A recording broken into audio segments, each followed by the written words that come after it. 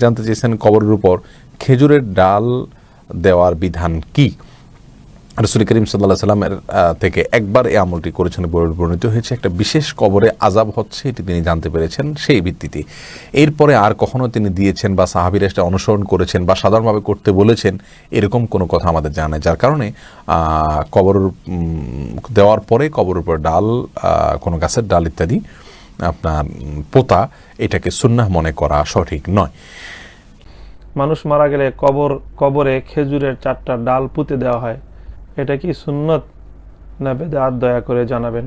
কি কোনো ডাল গাড়া, গাছ গেড়ে দিয়ে সেই গাছের মাধ্যমে বিশেষ কোনো আমলের প্রত্যাশা রাখা, বিশেষ কোনো সওয়াবের প্রত্যাশা রাখা, এটি অধিকাংশ সাহাবায়ে কেরাম এবং অধিকাংশ উলামায়ে কেরামের মতে কোরআন সুন্নাহ সমর্থিত কোনো আমল নয়। মাইয়াতকে দাফন করার পর কবরের উপরে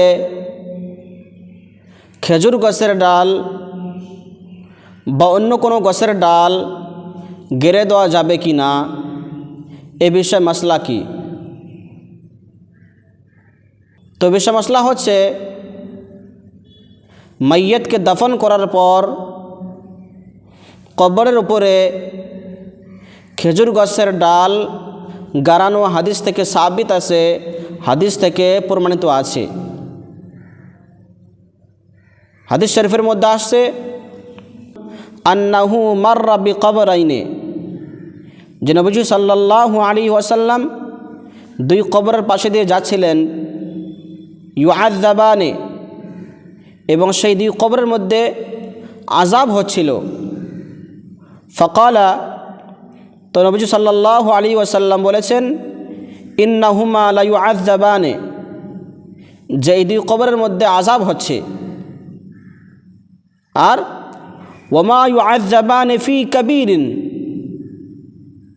এবং আযাব যে হচ্ছে কোনো বড় বস্তুর জন্য নয়, বরং আম্মা আহাদুহুমা ফাকানা লা ইয়াস্তাতিরু মিনাল বাউলি, সেখান থেকে একজন নিজের পেশাবের ছিটা থেকে বাঁচছেন না।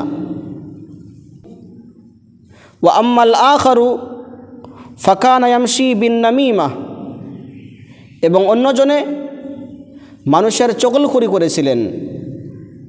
সুম্মা আখাযা জারিদাতান রাতবাতান, এবং তারপর নবীজি সাল্লাল্লাহু আলাইহি ওয়াসাল্লাম কাঁচা খেজুরের ডাল নিয়েছেন। ফাশাক্কাহা বিনিসফাইনে, এবং সেই ডালকে 2 টুকরো করেছেন। সুম্মা গারাজা ফি কুল্লি কবরিন ওয়াহিদা, এবং সেখান থেকে প্রত্যেক কবরে একটি একটি করে ডাল রেখে দিয়েছেন।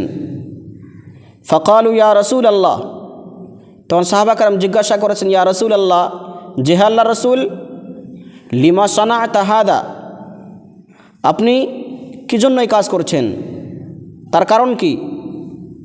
তখন নবীজি সাল্লাল্লাহু আলাইহি ওয়াসাল্লাম বলেছেন, ফাকালা লাআল্লাহু আন ইউখাফফাফা আনহুমা মা লাম ইয়াইবাসা, তখন নবীজি সাল্লাল্লাহু আলাইহি ওয়াসাল্লাম বলেছেন যে হতে পারে এই গাছের ডাল শুকার আগ পর্যন্ত সে মানুষের কবরের মধ্যে আযাব কম হবে। প্রিয় ভাই বন্ধু সকল, তো এই হাদিসের দ্বারায় এটা জানতে পারলাম যে নবীজি সাল্লাল্লাহু আলাইহি ওয়াসাল্লাম কবরের মধ্যে খেজুরের ডাল গেড়ে দিয়েছেন। এখন প্রশ্ন হচ্ছে,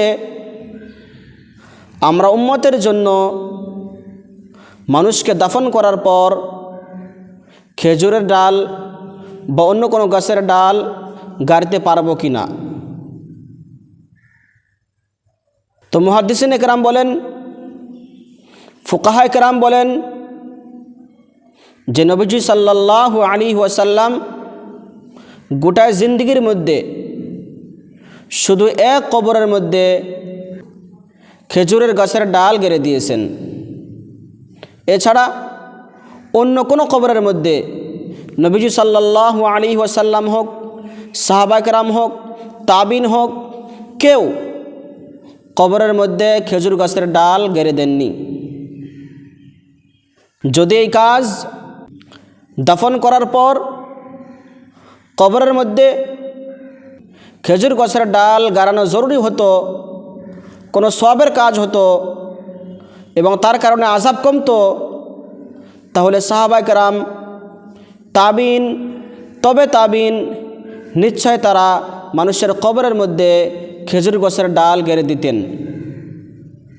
কিন্তু নবীজি সাল্লাল্লাহু আলাইহি ওয়াসাল্লাম এক কবর ছাড়া অন্য কোনো কবরের মধ্যে এবং সাহাবায়ে কেরাম হোক খেজুর গাছের ডাল গাড়েননি। এজন্য বলা হয়েছে যে হাদা খুস্সা লিন-নবী সাল্লাল্লাহু আলাইহি ওয়াসাল্লাম, এটা হচ্ছে নবীজি সাল্লাল্লাহু আলাইহি ওয়াসাল্লামের জন্য খাস। আল্লাহ তাআলা ওয়াহির দ্বারায় নবীজি সাল্লাল্লাহু আলাইহি ওয়াসাল্লামকে জানিয়ে দিয়েছেন যে কবরের মধ্যে আযাব হচ্ছে। এজন্য তার সঙ্গে সঙ্গে নবীজি সাল্লাল্লাহু আলাইহি ওয়াসাল্লাম সেই কবরের মধ্যে খেজুর গাছের ডাল গেড়ে দিয়েছেন আর বলেছেন যে হতে পারে যতক্ষণ পর্যন্ত এই গাছের ডাল শুকাবে না ততক্ষণ পর্যন্ত সেই কবরের মধ্যে আযাব হালকা হবে। এটা ছিল আপ সাল্লাল্লাহু আলাইহি সাল্লামের মুজিজা।